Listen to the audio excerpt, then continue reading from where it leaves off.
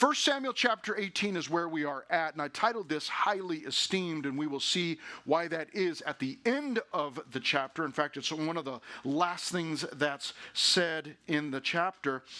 And what we've been doing is following the life of David as of late. Now, the book is named 1 Samuel, and 1 and 2 Samuel are actually one book, and somewhere along the line, someone split it up into two, but it's all one book, all one story, and Samuel is the prophet, and we believe that he's the one that wrote most of it, and he's telling the story of how God was working through Israel, in Israel and through Israel, and it was mainly focused on him in the beginning, on Samuel, and then our attention turned to Saul, who was the first king of Israel. And actually, as we're in chapter 18, Saul is still the king. However, what has happened, what's taken place, is that a new king has already been chosen and appointed and prayed for and anointed with oil by Samuel the prophet. His name is David. Many of us know about David and Goliath we read just a couple of weeks ago, and that's David.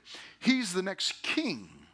Again, he's been chosen. Saul has been rejected by God.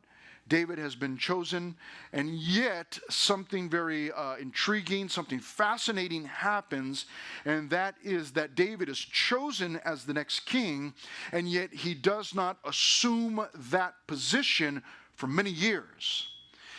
God chooses him as king, tells him he's going to be king, but doesn't put him in that position quite yet. And what he does is he begins to form him and build him into the king that he needs to be. And then eventually he will move Saul out of the way and put David in that place. But it's there's a wonderful parallel there, a wonderful reminder that you and I have been chosen for something. Now, all of us want to know, what's my specific, thing that God wants me to do? And I would say, yes, God has something specific that he wants for you to do. He knows what it is. He may or may not have revealed that to you yet, but he does have a plan. You hear people say that all the time. Well, God's got a plan. Okay, well, what's the plan? Well, the plan is that God's got something for you, but what he's doing right now is he's got you in the process of being changed and prepared for whatever it is that he's got for you to do. And every once in a while, someone does find out at a young age what God wants them to do, and he starts working them that way. He puts something in their heart. But for the majority of us regular people, we don't know that right now. God's got something planned, but we don't know what the plan is yet. And what he's doing is, whether we know it or not, he is changing us and making us, preparing us for what he has for us. And he'll reveal that when he's ready, in his time. So what do I do in the meantime, Pastor Chris? Be faithful with whatever it is that you are doing. What are you doing? Well, you're a student. You are a son or a daughter. You've got a parent at home or grandparent or somebody that watches over you, cares for you. Be obedient to them. Obviously, worship the Lord. Follow the Lord. Read his word. Pray. Serve whenever you get an opportunity to do that. Those are the things that God will use to prepare you for what he's got for you in the future. It's being faithful right now. So, you thought we would never do it. Let's get into our study here. Let me tell you what we've got. We've got two main divisions. Very, very simple. With God, verses 1 to 5. What does a life with God look like? Now, we're not going to get the entire picture here, but we'll get a really good idea of what it looks like to be living a life with God. The second main division, you may guess, begins at verse 6, and it is without God. So we've got with God and then without God. I'll put that up on the screen a little bit later. With God and without God. So with God, we're going to get an idea, a really good picture of what it looks like to be living with God. In the second part, which is the majority of the chapter, we will get a really good idea of what it looks like to live a life without God. But let's begin with the best part here, and that is with God. Now, verses 1 to 4, now I've got some subpoints for you. Verses 1 to 4, I titled Soul Attachment. Soul attachment. What is this all about? Verse 1. Now, when he had finished speaking to Saul, okay, this is after the Goliath episode when God defeated Goliath using David, and Saul wanted to speak to David, and he's speaking to him. Well, after he had finished speaking to Saul, the soul of Jonathan. Now, who in the world is Jonathan? Jonathan is King Saul's son. So right now we've got these three characters in the story. We've got David, obviously. We've got Saul, who is the king presently. Now, David's already been chosen by God. And in fact, Saul has already been told, I got somebody better than you. I'm getting rid of you. Saul was a wicked man, a selfish man. And so God's getting rid of him. So we've got David, who is the anointed next king of Israel. We've got Saul, who is the present king, who's been rejected by God. And then we've got this guy named Jonathan. Jonathan is Saul's son. So Saul is the king. He's got a son named Jonathan. And then you've got David, who's the next king, the replacement. Now pay attention. I told you all of that because this is so fascinating here. Verse 1, now when he had finished speaking to Saul, the soul of Jonathan was knit to the soul of David. And Jonathan loved him as his own soul.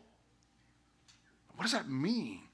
It means that their souls were attached, that there was a deeper connection there than just surface, than just knowing one another. Their souls were attached to one another. Fascinating. Now, I like the idea of this because obviously Saul must be, we assume, much older than David. And Jonathan is no doubt older than David. We don't know how old David is. Some good Bible teachers believe that he's maybe around 17 years old, a little bit slightly older teenager. That's what they're thinking. But you have this man, Jonathan, who's older than David. We don't know how old, but older than David. And yet their souls are knit together. This is wonderful. This is what Paul wanted in Colossians chapter 2. He said, you know, I've got this great conflict for you Colossians and for the Laodiceans and even for people that I do not know. And one of the things that he wanted for the church, for the Christians, was for their hearts to be knit together. Those of you that knit, you may say, hey, it's supposed to be knitted. Whatever, knit or knitted together. But we understand what that is. When you are knitting something, you are essentially tying, fancy knots. You're creating something. If you're making a beanie, it's not going to have huge gaps in it.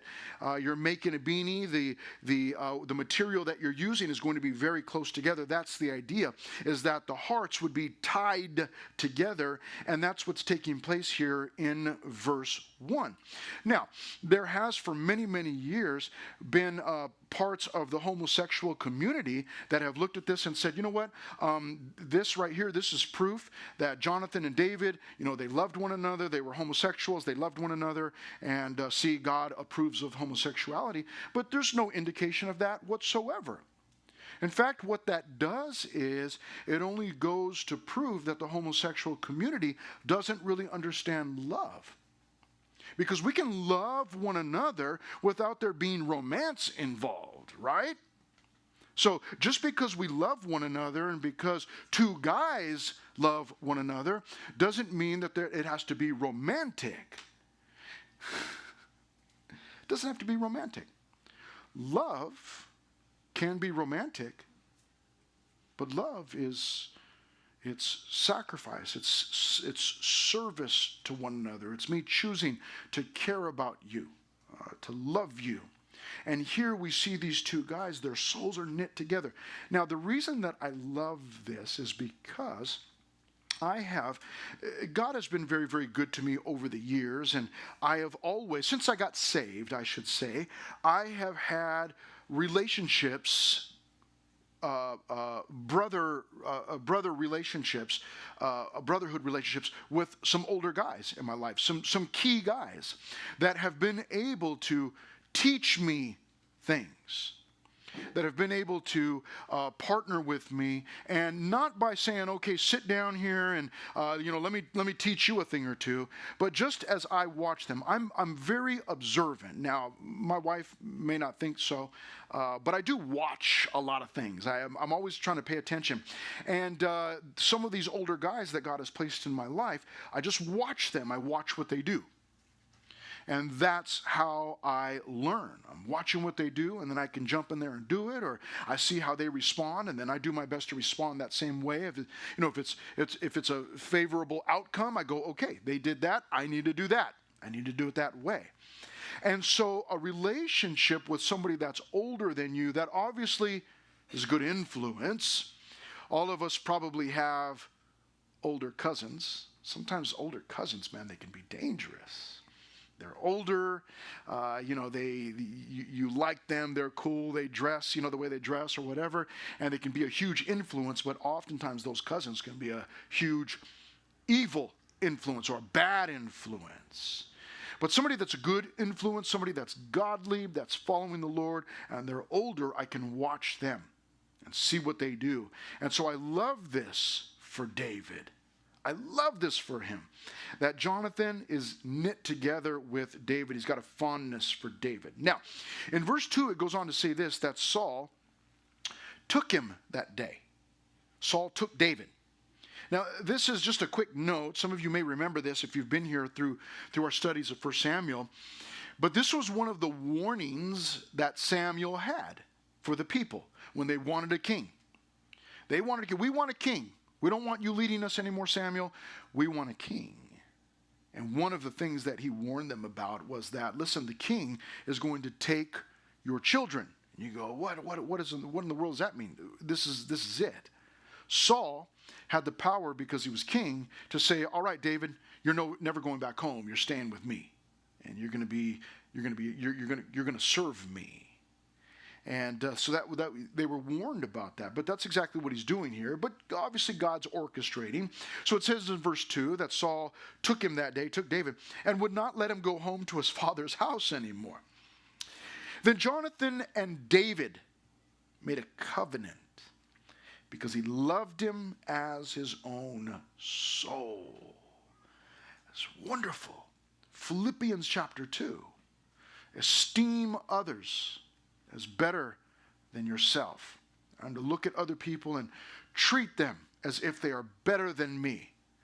You can imagine what that would look like. All of us, I say me, I'll pick on myself here. I spend so much time taking care of myself. I don't know if you realize that about yourself, but if you stop to think about that, and start to think about how much time you spend on yourself, your hair and your outward appearance and clothing and eating and drinking and the time that you spend doing things that you like. Think about that and weigh that out. Put that on a scale and weigh that out with how much time you spend on other people. And you will quickly come to realize that there's no comparison whatsoever. We spend so much time on ourselves. It's the majority of time. The majority of time that we have, we spend on ourselves. Even the servant-minded people among us, still we spend so much time on ourselves.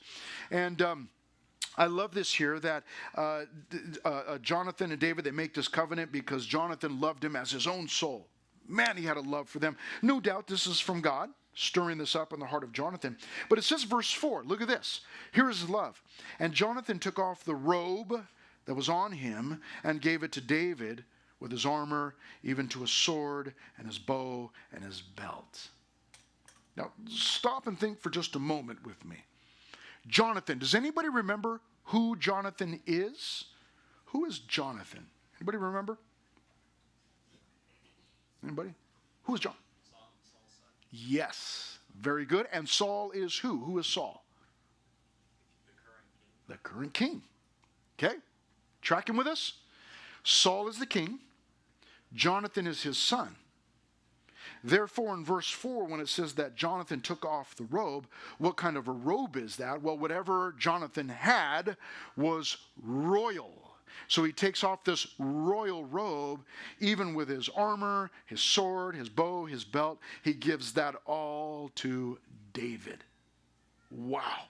Now that is a wonderful picture of love, because love is self-sacrificial. Again, I pointed out, I reminded you of Philippians chapter 2 a moment ago.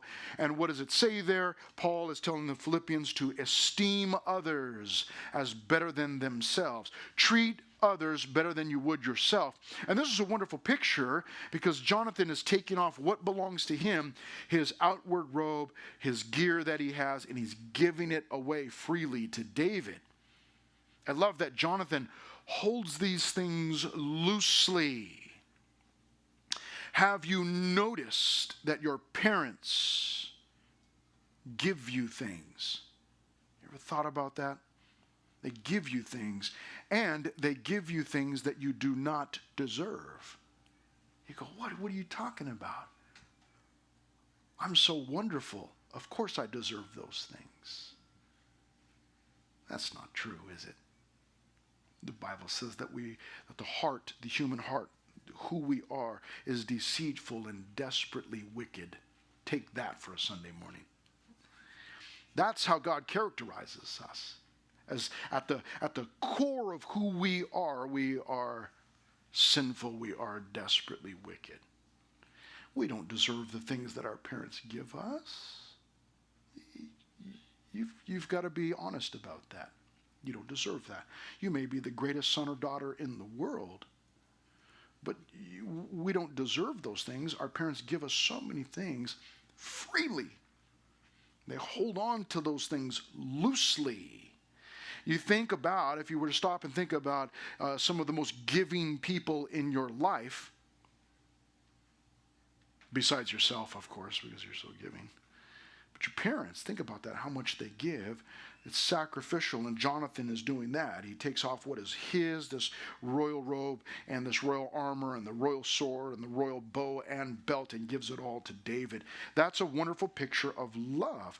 And so with God and living a life with God, you are going to find these genuine relationships, these soul attachments. Some friend that becomes closer than a brother or a sister to you. Somebody that you know is genuinely loves you and you genuinely love them and you sacrifice for one another.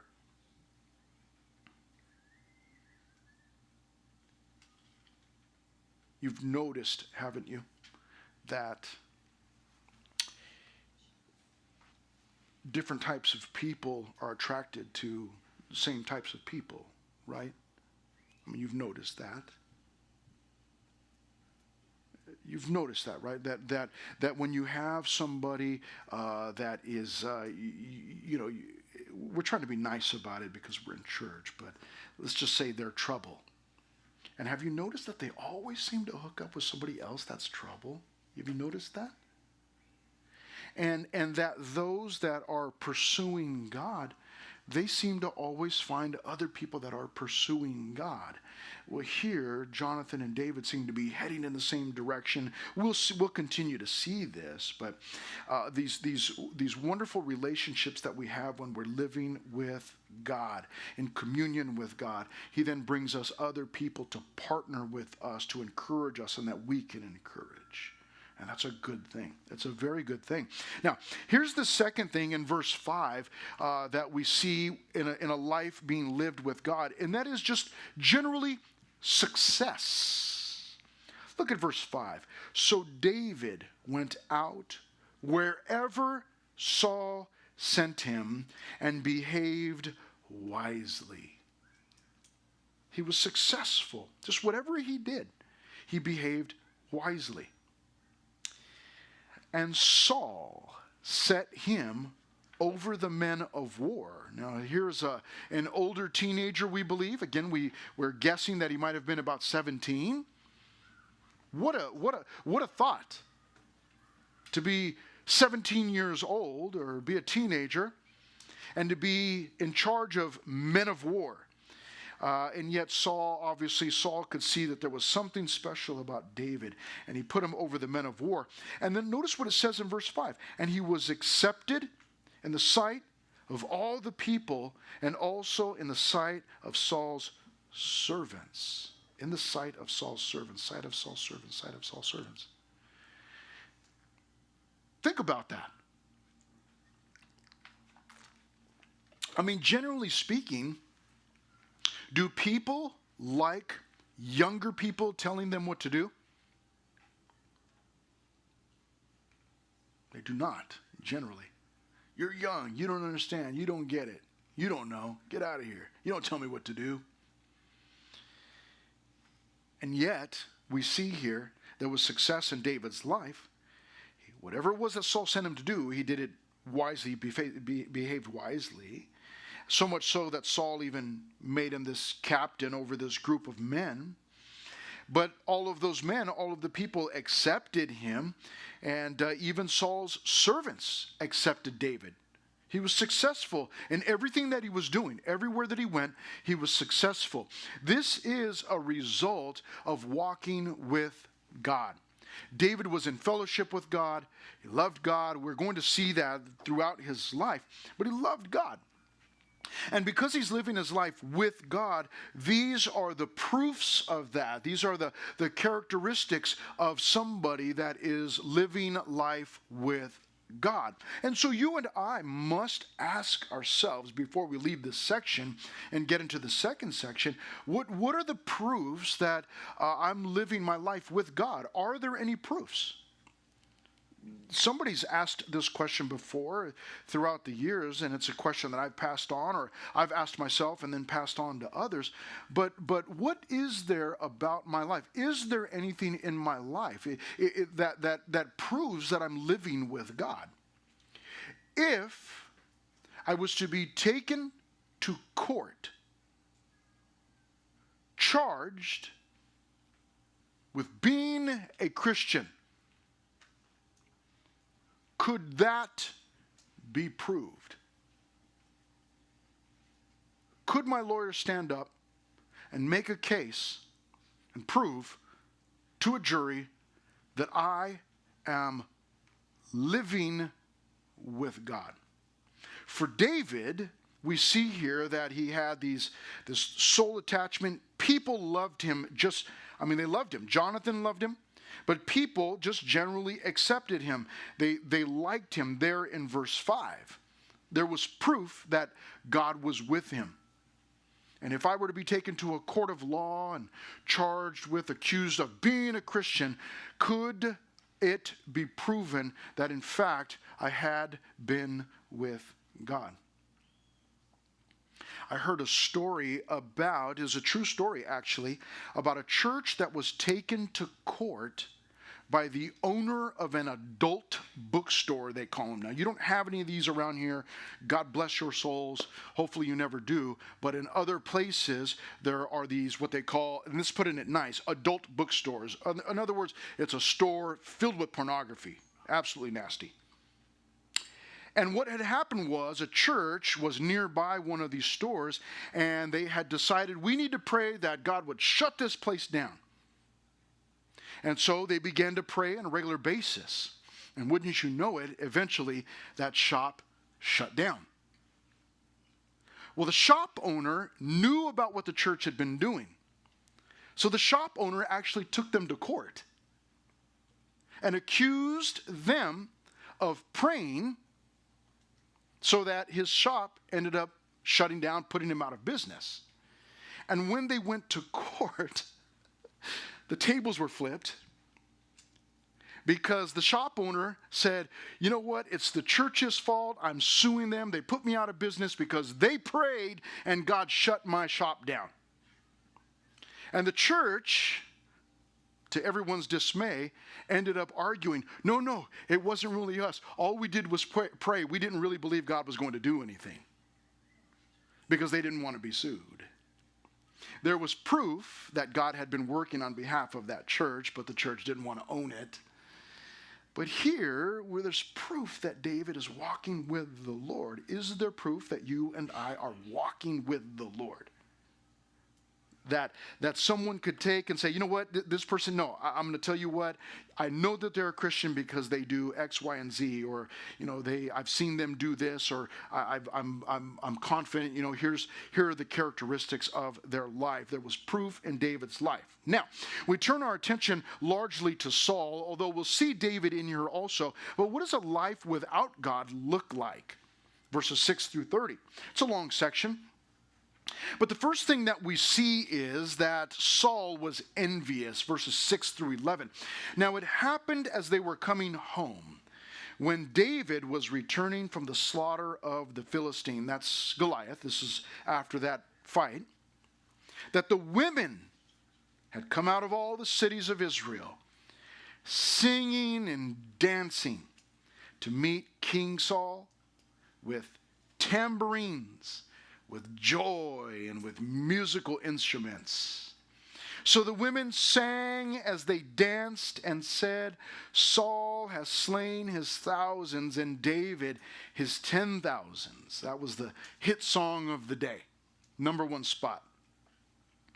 Then Saul was very angry, and the saying displeased him, and he said, they have ascribed to David 10,000s, and to me they have ascribed only thousands. Now what more can he have but the kingdom? This is envious, or envy. Envy and jealousy oftentimes are mistaken for one another. And we most often use the word jealousy. But envy is this. Envy is an emotion characterized by a resentful longing for someone else's advantages, possessions, or qualities. I'll say it one more time. Envy is an emotion characterized by resentful longing for someone else's advantages, possessions, or qualities. Jealousy is the fear of losing something that belongs to you. A young man may have a girlfriend, and he may be a very jealous young man because he's afraid of losing his girlfriend to somebody else.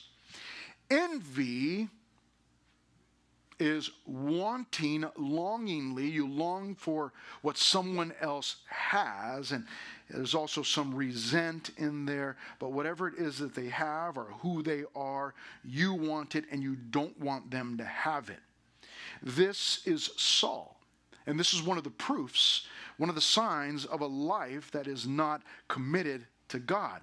A life without God is going to at some point become envious. And Saul is feeling this way because God has rejected him and is no longer blessing him, and God is now blessing David, and Saul can see that, and he's envious of David. And there's some resentment in there. You're going to see that he's going to be hateful toward David. Now, let's take a look at this song very briefly. Now, I like they're coming back, and here come all the ladies. All the ladies are coming out and singing and dancing. They're coming out to meet and to celebrate the king. And so it says in verse 7, the women sang as they danced and said, Saul has slain his thousands and David his 10,000s. Now, let's analyze this for just a moment. Did the women come out? Let me ask you a question here. I've already said it, but I'll say it again, or ask you. Did the women come out to celebrate Saul?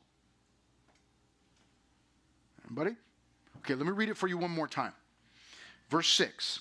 Now it happened as they were coming home, when David was returning from the slaughter of the Philistine, that the women had come out of all the cities of Israel, get ready, singing and dancing to meet King Saul with tambourines, with joy, with musical instruments. Okay, let me ask you. Did the women come out to celebrate Saul? Yep.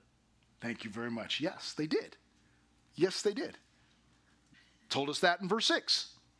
Very simply, they came out to meet King Saul.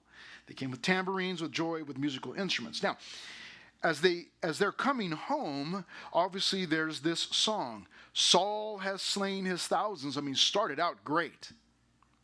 But then the next line says, and David his 10,000s. So the women came out to celebrate Saul, and they did that. But in the process, they also celebrated David. But let's not leave this song too quickly. Think about this song. So the women sang as they danced and said, Saul has slain his thousands, and David his 10,000s. Is that true? Is that a true song? Now, we have no record of how many people Saul killed. There probably were, my guess is, thousands that had been killed by Saul's army, but not necessarily by Saul. It would be incredibly hard for us to believe that Saul personally had gone out and killed thousands of soldiers, the enemy. Maybe we might say it's in the tens or it's in the hundreds, maybe. We don't know at this point how long has he been fighting, how many battles has he been involved in, how many times has he actually himself gone out and fought. And no doubt he did go out and fight, but did he really kill his thousands? It's kind of hard to believe. But maybe. I mean, what is when it says thousands, what does that mean? Does that mean, 1,001? So it's thousands. It's in the thousands. We don't know. Is it possible? I suppose it's possible. It's hard to believe, but maybe. But it seems to me that there's a bit of exaggeration going on there. Look at the second line of the song in verse 7. And David, his 10,000s. Is that true? He just came back from killing Goliath. Now, we do not know if he killed any more of the Philistines. There's no record of that. All we know is he killed Goliath. And we know that the Philistines all fled, they ran away, and they got chased down by the Israelites. And so it's possible that David went running after some of the Philistines also and killed some of them. But did he have enough time in between killing Goliath and coming back to kill 10,000 soldiers? I doubt it. That sounds to me like a huge exaggeration. What's funny to me, just a quick little note, and it's a weird, just to let you know how my mind thinks, music hasn't changed that much, has it? I mean, so many musicians, entertainers, they brag. They've got these, these big fish stories. Meaning, every time they tell it, the story, it gets bigger and bigger and bigger. You'll see rappers. I've been with this many women, or I've got all these cars, or all these, all these different things, and only to find out years later on they were absolute losers. But here, it sounds like this song is being exaggerated. Now, they come out to celebrate the king, but they also celebrate David. And what are they doing? They're singing this song in order to memorialize what has taken place. They're excited. Their enemies, the Philistines, have been chased away. This is a wonderful day. Wonderful day. But there's obviously a cloud hanging over Saul, because in verse 8, Saul was very angry. So it didn't matter that Goliath, after 40 days, Goliath, their biggest enemy, had been slain or killed, had been eliminated. But also the Philistines had been chased away and chased down. And the Israelites had won that battle. None of that mattered. Because Saul, we see in verse 8, is very angry. What is he angry about? He's angry about what they're singing, about the lyrics of that song. And he says they have ascribed to David 10,000s, and to me they have ascribed only thousands. So they're singing about me and saying that I've killed my thousands, but it's not good enough, because now they're singing about David, and they're saying that David killed his thousands or his tens of thousands. When there's no way that that can be true, that David killed his tens of thousands. And we don't know how many people Saul has killed. But instead of Saul, see, here's the envious part.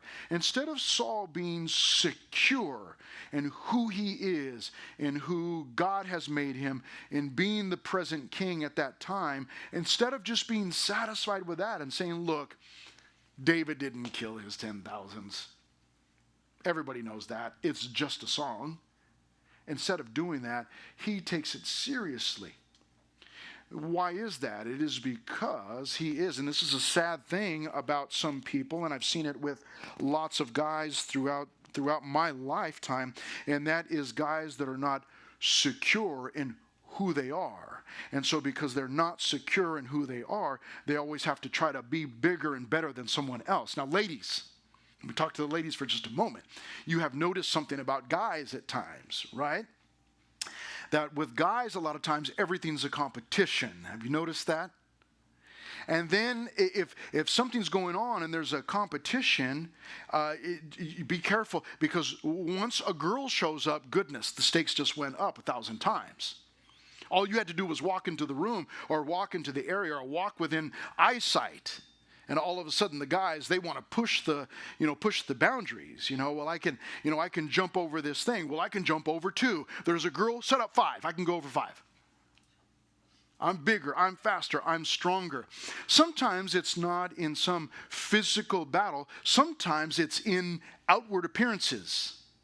And the way that I carry myself, and you know what, I've got to make sure that I look better than all the other guys. And then, there's a girl. And then what they have to do is they have to put themselves on display so that, everybody can see, and especially that girl over there can see that I'm bigger and better. I've got better hair, or I've got better clothes, or I've got better shoes, or, I've got better breath or better cologne or whatever, everything becomes this competition. Now, for the guys, that's not none of us, right? We're all godly young men. Well, you're godly young. I'm godly old man, right? We're godly. We don't ever do that, right? No way. We would never do that. But a lot of guys do that. And they'll go on display like that because, hey, I got to be bigger. I got to be better than all the other guys around me. Now listen, ladies, I'll go back to the ladies. What you want to do is you want to find yourself a young man that is secure in who he is. He doesn't have to prove to anybody that he's anything because he's just who he is.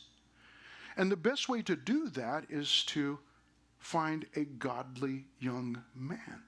Because David, we could say, you know what? He seems like he's okay with who he is. He's just David. He's not trying to impress anybody. All he's concerned with is pleasing God. That's it. And everybody loves him. Did you notice that? Everybody loves him. Everybody's accepting him. Why is that? Because all he wants to do is please the Lord. That's it. He doesn't care about himself or what he looks like, or I gotta have bigger muscles or be faster, or he doesn't care. He just wants to love the Lord. That's it. And that draws everybody to him. And then you have Saul, who's the opposite. He's an older man, maybe in his 50s, maybe a little bit older than that. We don't know. He's the king, for crying out loud. And yet he is envious of this 17-year-old. Why is that? Because Saul was never comfortable with who he was. Why is that? Because he never locked into the Lord. He never lived his life in a way that just said, you know what, I just want to please the Lord. He was never like that. For Saul, it was always a competition. And it's the saddest thing for me. And again, I'm an older guy. And yet I see older guys all the time that they're still like little kids. Everything's a competition. I can still run faster than you. 10 steps down the road, they got a pulled muscle, I can't do it anymore or whatever. And it's the saddest thing ever to see some grown man still trying to compete and, I'm going to be better than that guy, or I'm going to be louder than him, or I'm going to be smarter or better looking, or, faster. I'm going to have more money, or I'm going to have a bigger, you got a truck? Well, I got a bigger truck. Oh, you bought a bigger truck? I bought a diesel. It's always, I gotta go bigger, I gotta go better. Not for David, but for Saul, absolutely. And he's so upset.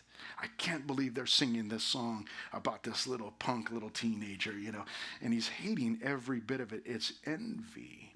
And so, in verse 8, it says there that Saul was very angry, and the saying displeased him. And he said, they have ascribed to David 10,000s, and to me they have ascribed only thousands. Now what more can he have but the kingdom? So Saul eyed David from that day forward. In other words, he's keeping his eye on David. And it happened on the next day, verse 10, that the distressing spirit from God came upon Saul, and he prophesied inside the house. Now, what does it mean that the distressing spirit came upon him and he prophesied? I thought God had rejected him. Well, it's believed that when it says there, the distressing spirit, an evil spirit, came back to Saul and is plaguing him. And while that's happening, it says that he prophesied. That probably means that he was mumbling and speaking with no self-control whatsoever, that the evil spirit was taking control of him so that he had no self-control. But notice the contrast. Now we're seeing a contrast between a life with God and a life without God. But note the contrast here in verse 10. So while this is happening, David played music with his hand because he was there to minister to Saul. Because whenever the evil spirit would come upon Saul, David would break out his harp, and he would begin to pluck those strings, and we believe that he would even begin to sing, and then it would calm Saul down. But note what happens here in verse 10. Notice the contrast. So David played music with his hand. What did Saul do with his hand? As at other times, but there was a spear in Saul's hand. Note the contrast. David, a life lived with God, has got his instrument in his hand. For Saul, a life without God, he's got a spear in his hand. And listen, an evil spirit and a spear, that's a bad mix. It's a really bad mix.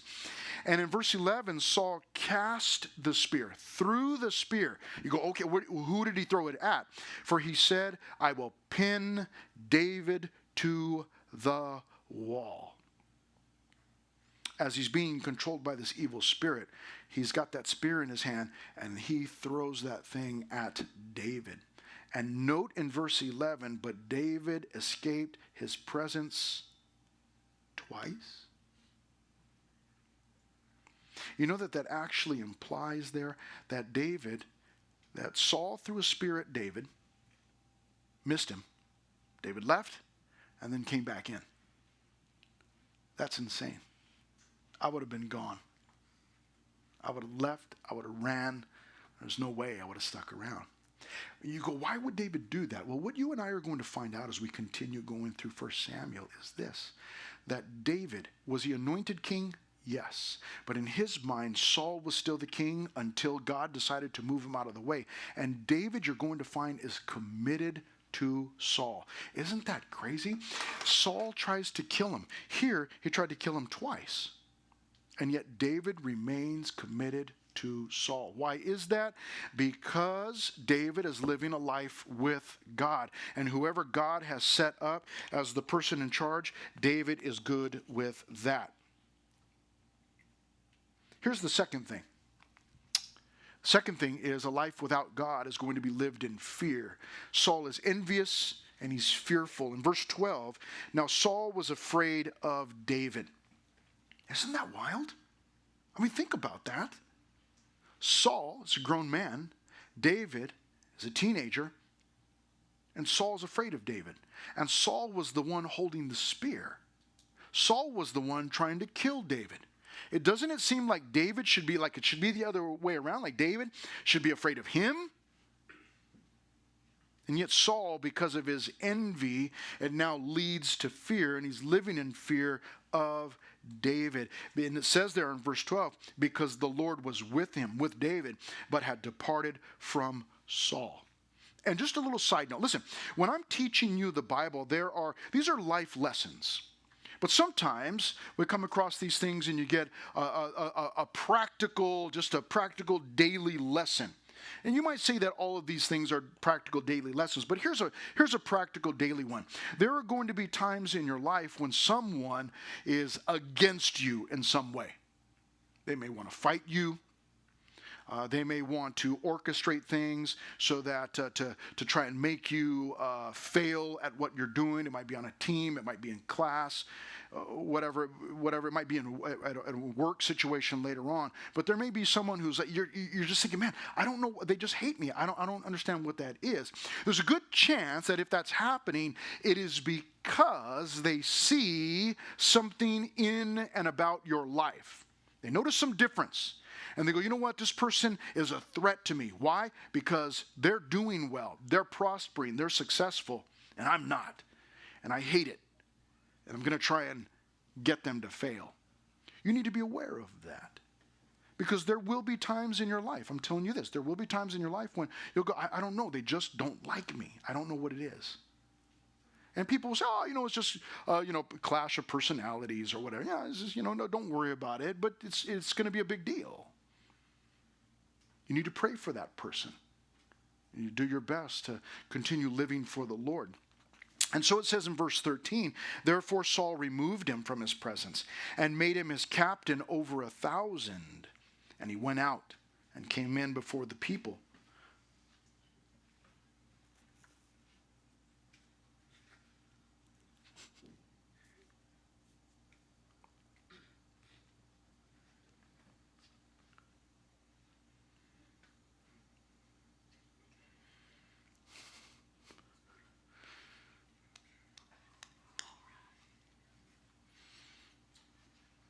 We all good?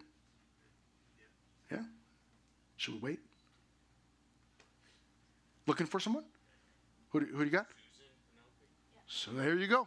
Have a good day, ladies. Set them right there. Yep.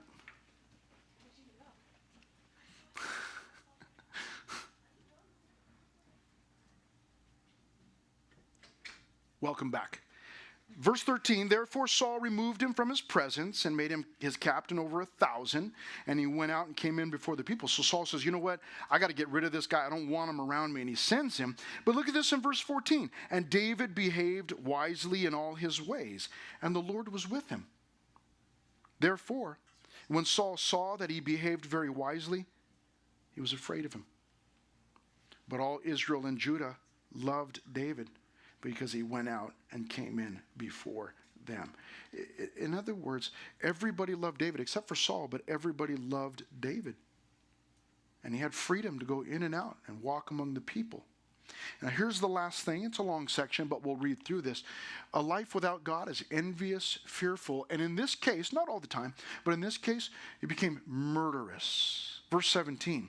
Then Saul said to David, this is going to sound so strange, but that is because Saul is not in his right mind.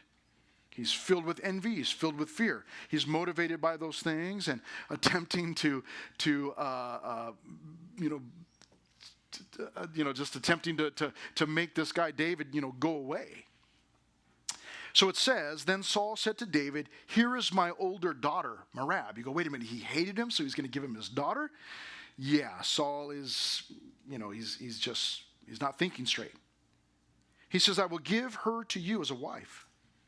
Only be valiant for me and fight the Lord's battles. So just be courageous and fight God's battles for me. But note the motivation. For Saul thought, let my hand not be against him. I don't want to destroy him, but let the hand of the Philistines be against him. So if I promise to give him my daughter, but I tell him to be a soldier, then he can go out and fight the Philistines, and then the Philistines can kill him and be rid of him. Wild. So he's willing to give away his daughter and make his daughter a widow in order to get rid of this kid. So David said to Saul, who am I? And what is my life or my father's family in Israel, that I should be son-in-law to the king? But it happened at the time when Merab, Saul's daughter, should have been given to David, that she was given to Adriel, the Meholathite, as a wife. Again, why? We don't know. Now Michal, Saul's daughter, loved David. Join the club. Everybody loves David, right? And they told Saul, and the thing pleased him. Then so Saul said, I will give her to him, that she may be a snare to him. She can be a trap to him, and that the hand of the Philistines may be against him. Therefore Saul said to David a second time, you shall be my son-in-law today. Isn't that wild? You're going to be my son-in-law, and it's going to happen today. We're marrying you today, right now. But you'll note that he says, I'm going to give you my younger daughter, and that way she can be a trap for David and the Philistines. Now, what's he talking about? Well, listen to what happens here. Verse 22, and Saul commanded his servants, communicate with David secretly, and say, look, the king has delight in you. The king likes you, and all his servants love you. Now, therefore, become the king's son-in-law. Marry her. So Saul's servants spoke those words in the hearing of David. They went and told David.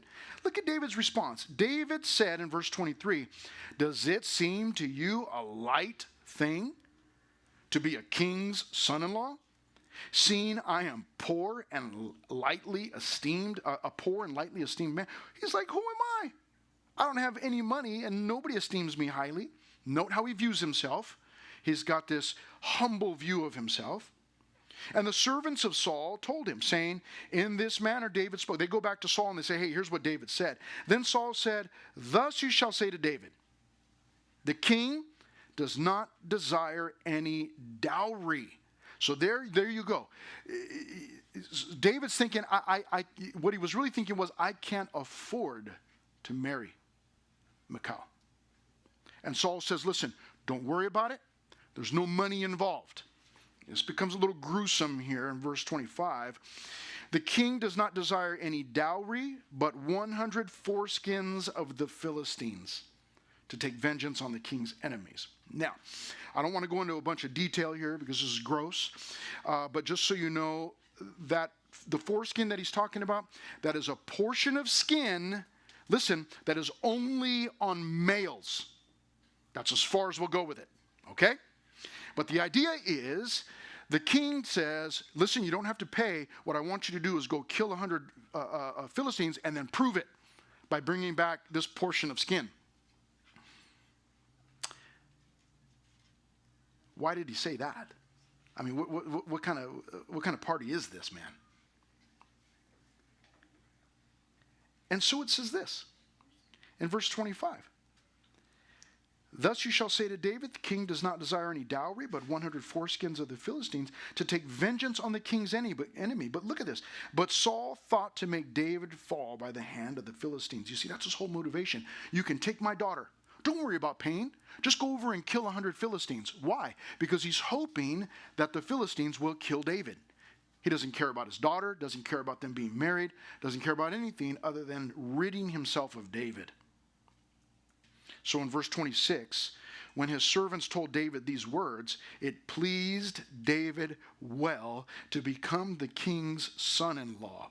Now the days had not expired. That's a really neat way of saying David wasted no time. He is like, I can marry her and I'll be your son-in-law. Now, these are all, there's fascinating details here. I don't know what the details are. Like, why would David be excited to be related to Saul after Saul tried to pin him to the wall with a spear twice? I don't understand. So I don't know. There's details that I don't have. But I imagine, it's just my imagination, I'm thinking, well, David's probably thinking, hey, become part of the royal family? That sounds fantastic. And maybe he saw Michal and thought, hey, this is pretty cute, get married, and you know what? Whatever was going on in David's mind. But here's what happens. Verse 27, therefore David arose and went, he and his men, and killed 200 men of the Philistines. And David brought back their foreskins, all 200 of them, and gave them in full count to the king, that he might become the king's son-in-law. Then Saul gave him Michal, his daughter, as a wife. Thus Saul saw and knew that the Lord was with David. There was proof. And that Michal, Saul's daughter, loved him.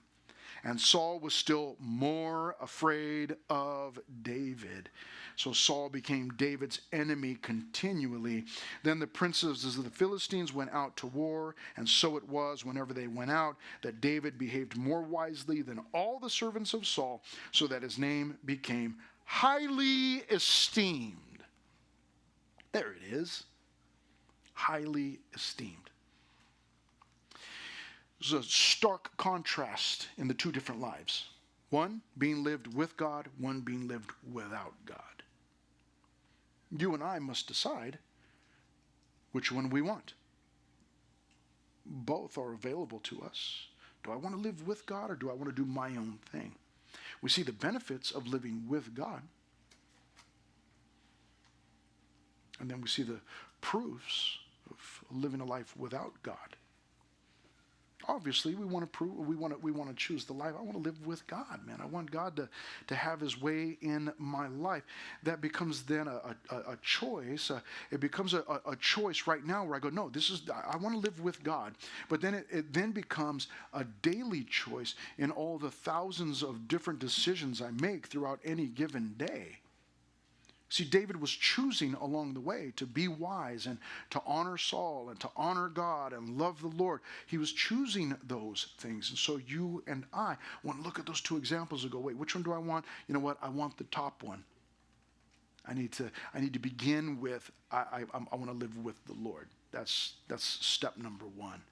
And then it's choosing the Lord in every single thing that I do throughout my day, throughout my week, throughout my month, throughout the year, throughout my life. So, Father, thank you so much for this passage.